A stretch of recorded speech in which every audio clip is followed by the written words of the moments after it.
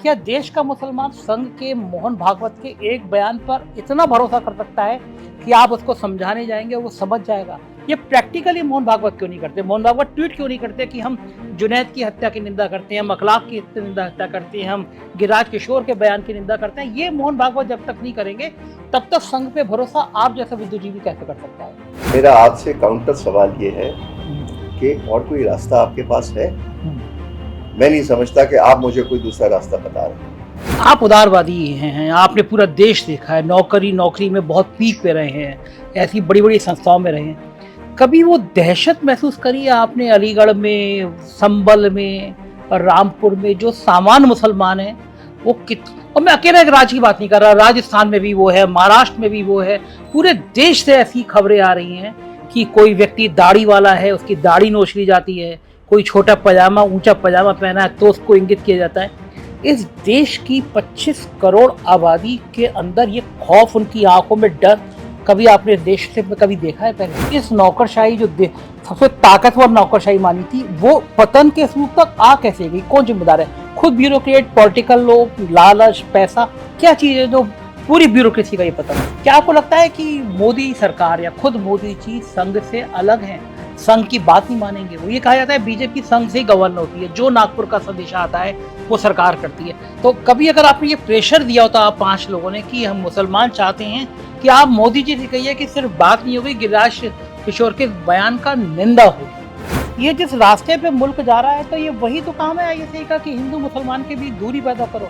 और इस बीच में अगर कुछ मुस्लिम अगर एक जिहाद वाले रास्ते पे निकल पड़े, अब ईश्वर की कृपा है, अल्लाह का करम है कि कोई मुस्लिम इस तरह निकलता नहीं हमारे मुल्क में, प्यार करते हैं, लेकिन ये जो डर है, ये प्रेशर है, ये जुनैद है, ये अखलाक है, ये समाज को किस सीमा तक ले जा सकता है? बात दलितों से शुरू हुई, बात मुसलमानों तक आई, बात ईसाइयों तक आई और अब बात सिखों तक आ गई। क्या सोच क्या है ये देश को किधर ले जाने की सोच है? राजनीति यही है, 80 बनाम 20 कर दो, सत्ता हासिल कर लो। सत्ते में रहना बहुत मुश्किल है, सत्ता हासिल करना ऑलमोस्ट इम्पॉसिबल।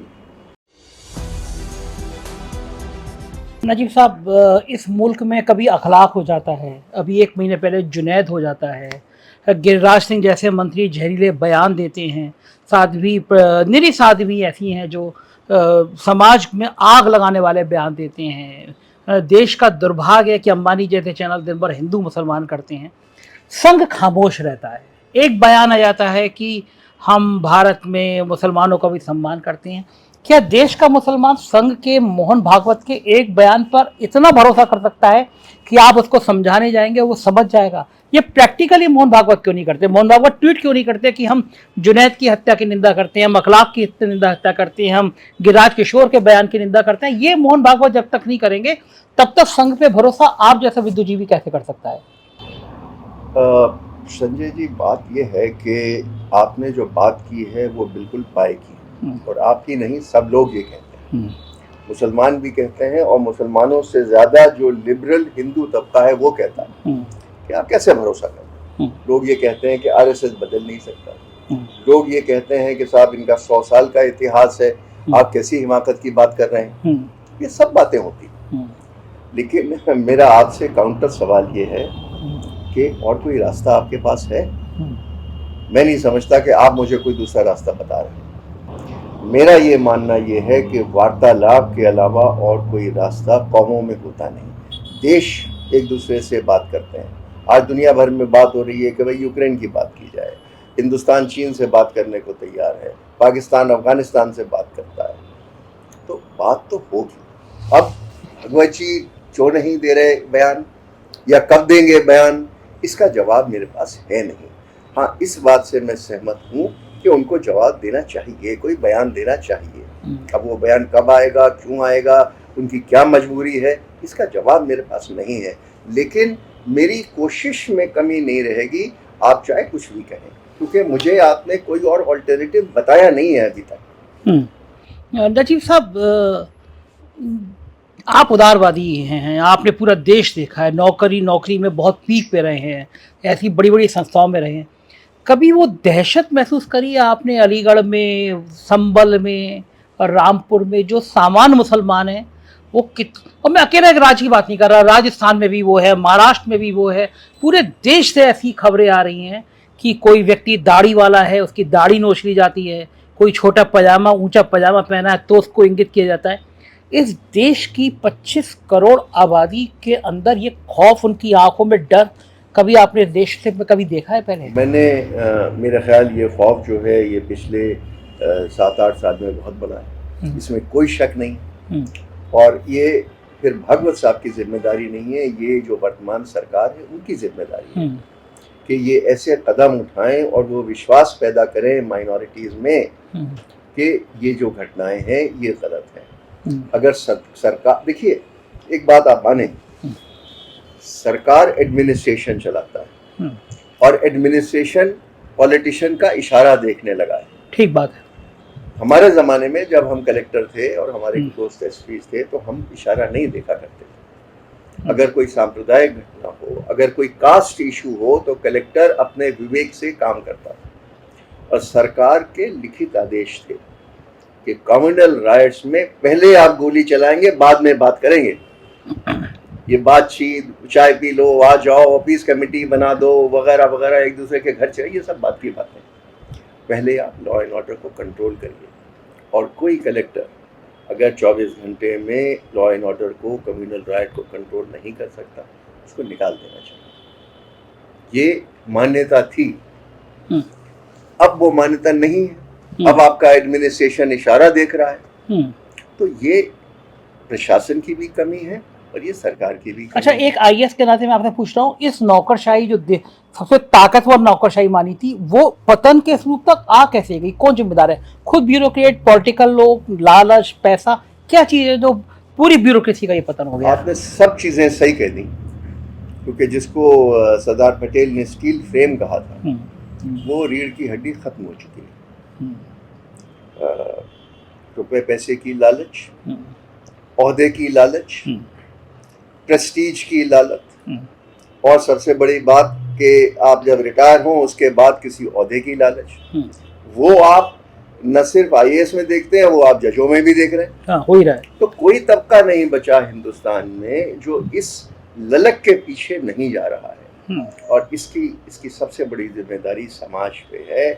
हमको ये समझना होगा कि सिर्फ दौलत या शोहरत ही जिंदगी का अल्टीमेट एम नहीं होता है। जिंदगी में और बहुत सी चीजें हैं। ये सिर्फ मैं आपको क्या बताऊं, ये तो एक मटेरियलिस्टिक दुनिया हो गई है जो और चीजें सोचती नहीं है। और ये शर्म की बात है कि जो मुल्क नानक का और गांधी का और गौतम बुद्ध का है और महावीर का है, वहाँ ये किस किस्म की बातें होती हैं। हम अपना पूरा सूफी मूवमेंट भूल गए, हम पूरा अपना भक्ति मूवमेंट भूल गए, अब सिर्फ राजनीति में लगे हुए हैं और पावर में आने के लिए लगे हुए हैं। और पावर में आना हिंदुस्तान में, संजय जी, इतना एक्सपेंसिव है और इतना फिजिकली कठिन है कि आप पावर लूज करना अफोर्ड नहीं कर सकते। ये ब्यूरोक्रेट उसका फायदा उठा रहा है या राजनेता ब्यूरोक्रेट का फायदा उठा रहा है। ये आपका मुख्तसर सा जवाब। बिल्कुल। नजीब साहब, मैं बाबत से लौट के आता हूँ। आपने मोहन भागवत जी से ये नहीं कहा कि इसका एक ही इलाज है कि प्रधानमंत्री जी गिरिराज जी को टाइट कर दें, या जो आप कह रहे हैं कि ताकत तो एडमिनिस्ट्रेशन या गवर्नमेंट में होती है। क्या आपको लगता है कि मोदी सरकार या खुद मोदी जी संघ से अलग हैं, संघ की बात नहीं मानेंगे? वो ये कहा जाता है बीजेपी संघ से ही गवर्न होती है, जो नागपुर का संदेशा आता है वो सरकार करती है। तो कभी अगर आपने ये प्रेशर दिया होता आप 5 लोगों ने कि हम मुसलमान चाहते हैं कि आप मोदी जी से कहिए कि सिर्फ बात नहीं होगी, गिरिराज किशोर के बयान का निंदा होगी? हमने भागवत साहब से तो उनकी बात की थी और हमने ये सोचा था कि हम प्राइम मिनिस्टर से भी मिलेंगे। वो अनफॉर्चुनेटली किसी कारणों से पहले ये इलेक्शन में बिजी रहे। पहले गुजरात का इलेक्शन हो गया, फिर हिमाचल का इलेक्शन हो गया, अब नॉर्थ ईस्ट में इलेक्शन हो रहा है। तो लेकिन हमारा इरादा ये है कि पीएम से मिलके हम अपनी दिल की बात रखें।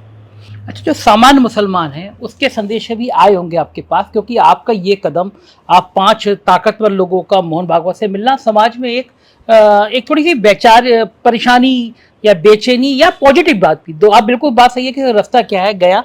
आम मुसलमानों ने अपने कुछ संदेश दिए कि आप वो संदेश क्या दीजिए मोहन भागवत को? संजय, सबसे पहली बात कि हम लोग कोई पावरफुल लोग नहीं थे जो तुमने कहा। हम लोग तो रिटायर्ड लोग हैं जो एक तरह से चला हुआ कारतूस है। लेकिन हाँ, हमें बहुत मैसेजेस आए हैं, हमें ईमेल्स आए हैं, हमें टेलीफोन्स आए हैं, व्हाट्सएप्स आए हैं, और 95% लोगों ने इसकी हिमायत की है। 95% लोगों, विरोध करने में मुसलमान कम है, लिबरल हिंदू ज़्यादा हैं जो इस बातचीत को रोकना चाहते हैं। जो नहीं, रोकना नहीं चाहते। वो ये कहते हैं कि आप कॉम्प्रोमाइज़ कर रहे हैं, आप इनको लेजिटिमाइज कर रहे हैं, इससे कोई फ़ायदा नहीं होगा, ये इनको और ताकत बढ़ेगी, ये हिंदू समाज को रिप्रेजेंट नहीं करते हैं। हमारा ये कहना है कि एक पावरफुल वर्ग है जो एक काफ़ी बड़े समाज को रिप्रेजेंट करता है, नंबर 1, और नंबर 2, हमें वार्तालाप में कोई नुकसान नहीं दिखता। हम किसी को लेजिटिमाइज नहीं कर रहे। संघ को लेजिटिमाइज नजीब जंग क्या करेंगे भाई, वो तो सरकार चलाते हैं। तो इसलिए ये लेजिटिमेसी की बात नहीं है, ये बात है कि एक दरवाज़ा या एक खिड़की हम खोल सकें कि अगर हमारी बातचीत से 2% 4% लोग भी कन्वर्ट हो जाएं। जैसे हमने आपको बताया कि मुसलमान समाज के जितने उलमा है वो हमारी बात से सहमत है, कोई बात की तो वजह होगी ना, क्योंकि कोई ऑल्टरनेटिव है नहीं। आप बात मत करिए, मैं यहाँ उठ के बैठ गया, जुनैद की लिंचिंग तो नहीं रुक जाएगी ना, दंगा तो नहीं रुक जाएगा ना, आपका प्रशासन तो नहीं रुक जाएगा ना। लेकिन हो सकता है कि मेरी बातचीत से, प्रधानमंत्री की बातचीत से कोई इशारा हो, कोई एडमिनिस्ट्रेशन की बात जाए कि भाई we have to be now a little more careful, we will follow the law and order etcetera etcetera. Najeeb साहब, मैं एक बात नहीं समझ पाता, मैंने पाकिस्तान की आईएससी को बहुत बड़ा समझने की कोशिश करी। उसका मकसद होता है कि भारत में हिंदू मुसलमान के बीच में तनाव पैदा करो, तब उनके मकसद हल होंगे।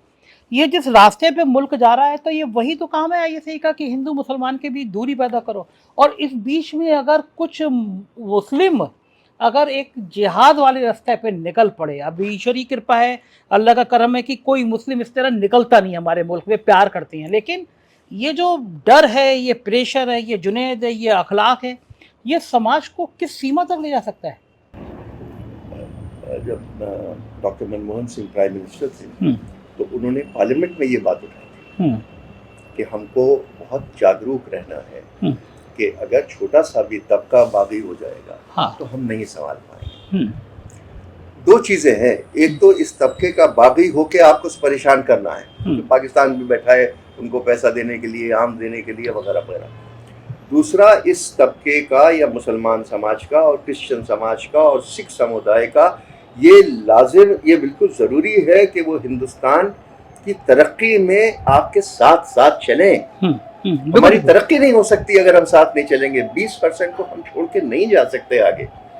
ये चीज़ हमें समझानी, यही बातचीत हम कर रहे हैं। नजीब साहब, पंजाब में जो हो रहा है, जो आपने बात की, मुस्लिम, क्रिश्चियनिटी और अब सिख, AK-47 के संग दर्जनों AK-47 के संग थाने से लोग छुड़ा ले जा रहे हैं। एक ट्रोल आर्मी, जब किसानों का मूवमेंट था, सिखों को भी खालिस्तानी कह रही है। ये बात दलितों से शुरू हुई, बात मुसलमानों तक आई, बात ईसाइयों तक आई, और अब बात सिखों तक आ गई। क्या सोच क्या है ये देश को किधर ले जाने की सोच है? ये बहुत गंभीरता से हम सबको सोचना पड़ेगा और ये सोच बदलनी पड़ेगी। ये मुट्ठी को बंद रहना पड़ेगा, इसको खोलिए मत। मैं बार बार ये अपील करता हूँ और सब लोगों से अपील करता हूँ।